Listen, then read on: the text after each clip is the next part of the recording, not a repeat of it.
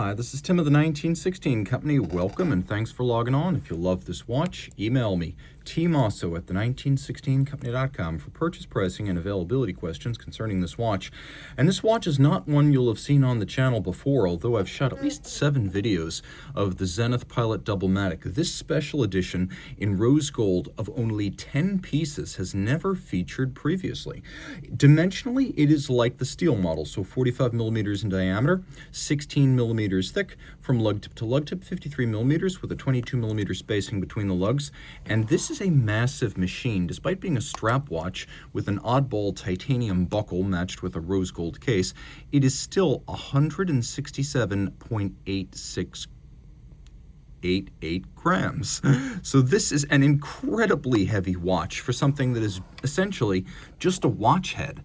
Thrown it on my wrist, which is 16 centimeters in circumference, it looks fantastic, although it is also quite large. I think it's too big for me. My wrist is 16 centimeters, and I think you need at least a 17 centimeter circumference wrist to wear this watch well. Here's your definitive down the barrel angle, and then over the top, and then once more at a distance. The strap is a lovely piece. As you can see, large rectangular scale alligator leather, sort of a medium blue with a gloss finish, a contrasting white stitch.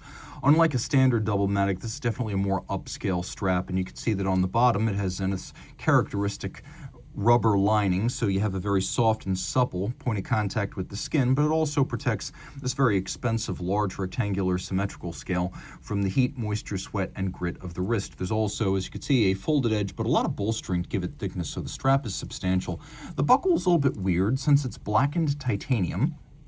You can see the use of ceramic pin snap, so that interaction will never become less crisp since the titanium can't wear down the ceramic. And then we've got twin trigger release here, so you got to press both of them for this pop open. So it gives you a little bit more peace of mind and security when this large watch is on the wrist. You can see the profiling of the polished and brushed pin buckle is actually the same as the profile of the lugs, and this case form is very similar to what we today call the Chronomaster. So we've got satin on the lug hoods, and then just about everything else here is polished. You can see vintage inspired oval extended oblong chronograph pushers, the Zenith star on the crown. Underneath, little curve so you can dig your nail in underneath the crown more easily. 50-meter water resistance, but it's a push-down crown, so I recommend you don't actually swim with it. Taking a look at the bottom, this is number 6 of 10, a very limited edition. I love the vintage-inspired Doublematic script. And then we'll jump to the dial side, which is an unusual sort of combination of the color blue, some metallic elements, and then gloss that I attribute to at least a layer of clear lacquer over the blue base. So it's a very interesting dial. In addition to the bewitching base colors and multi-layered base, you've got these giant applique blocks of lume that at first appear to be printed numerals, but they're actually applique blocks of luminescent material in the shape of numerals. You can also see the attention to detail with the brushed finishing of the hands at center. And then we'll do a lume shot so you can see how well all those blocks of lume glow. Quite well, in fact, with a lumed chronograph seconds hand. Now, this is a Pilot collection watch, part of a series. The Pilot Doublematic launched in 2012, but it's got a lot going on for just a Pilot's watch. For one thing, we've got a world time function with your current city of reference up at the top. So you put your city of reference right here. My city is New York, and so I'll simplify things a little bit so this is a bit easier to follow.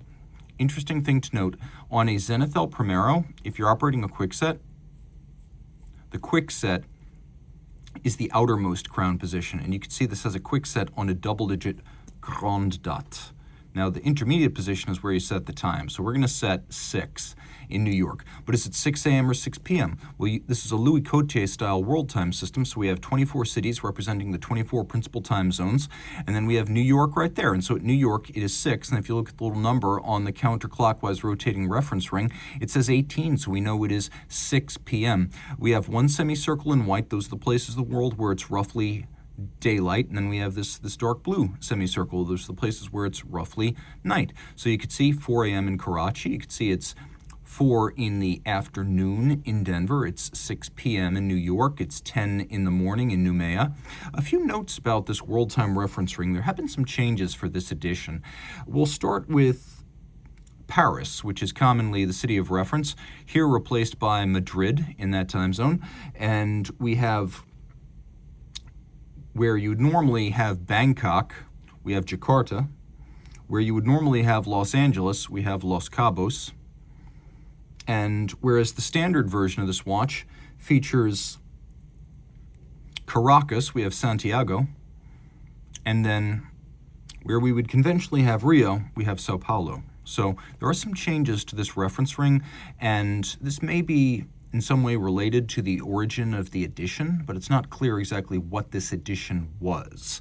We know it was a 10-piece edition. What it was for, what retailer, what domestic market, not as clear. Okay, it's also an El Primero chronograph, so we'll turn around, we'll take a look at the caliber, which is El Primero caliber 4046, rarely seen, 41 joules bidirectional winding, 5 hertz beat rate, 50-hour power reserve. You can see if you look here, we've got the super fast beating balance. It is, of course, an El Primero, so 36,000 vibrations per hour. Back in 1969, the El Primero was the first automatic integrated high-beat chronograph, and it was one of the first 3 automatic chronographs of any description. You can see here we have a crisp column wheel actuation with a lateral clutch engagement, and the column wheel feel on an El Primero is among the best in the business. Rotating around now, you can see on the dial side, we also have an alarm power reserve. That lets us know how much energy is left in the mainspring that powers our alarm. And now what we'll do is we will operate the alarm.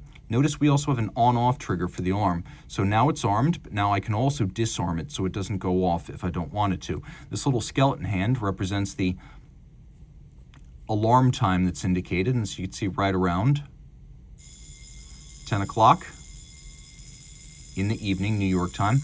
Now the power reserve is not only animated, but it morphs from green to red. And it's loud enough to wake you up, so it is practical as an alarm. And you can see a dial side jewel because this bridge is part of the movement here. And then you can also see the El Primero chronograph reads tenths of a second, so it has the potential to resolve increments as small as 1/10 of a second. This is an extraordinarily beautiful watch. Rose gold case, blue metallic and lacquered dial, and all of the features and functions and capability that comes with this monster complication. Something like this from Richard Mille would cost $1 million. And you can see we've got this lovely sort of vintage pilot evocative boxed and cambered sapphire to give it the plexi look. There's a lot to love here. Reach out to Team Mosso at the 1916company.com for purchase and pricing details.